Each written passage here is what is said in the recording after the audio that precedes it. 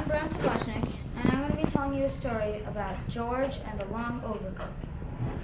So once upon a time, there was a man named George, and he had a very long overcoat. It came all the way past his knees, and it was very warm, and it was wool, and everybody in his town liked it.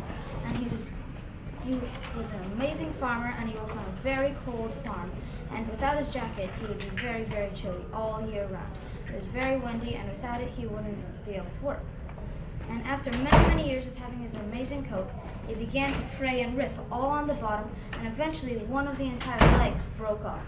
So then he had to cut and cut and cut, do it with me, cut and cut and cut, the entire bottom off, and then sew it back up, sew it.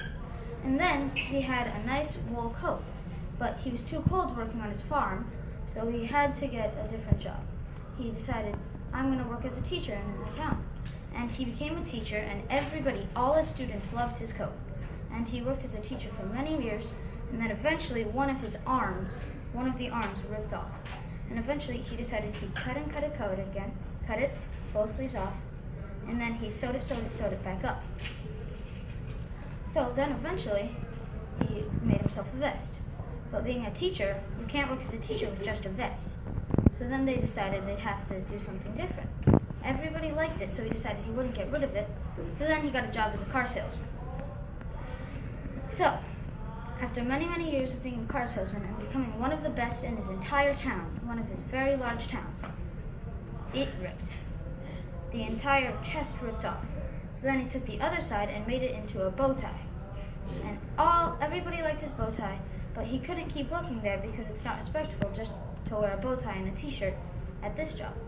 So then he decided he'd work at the library and check out books. He worked at the library for many years with his bow tie, and everybody liked it, but eventually that began to get old and half of it broke off. Then he decided he'd cut it again, and sew it, and turn it into a button. And he used the button to hold up his suspenders, and he went back to his farm and realized, hey, it's cooled down, I can work here again. So he finally got a job, and he worked at his farm for the rest of his life, having his button. But eventually, in his last few years of life, he lost his button. So then, he didn't have anything anymore.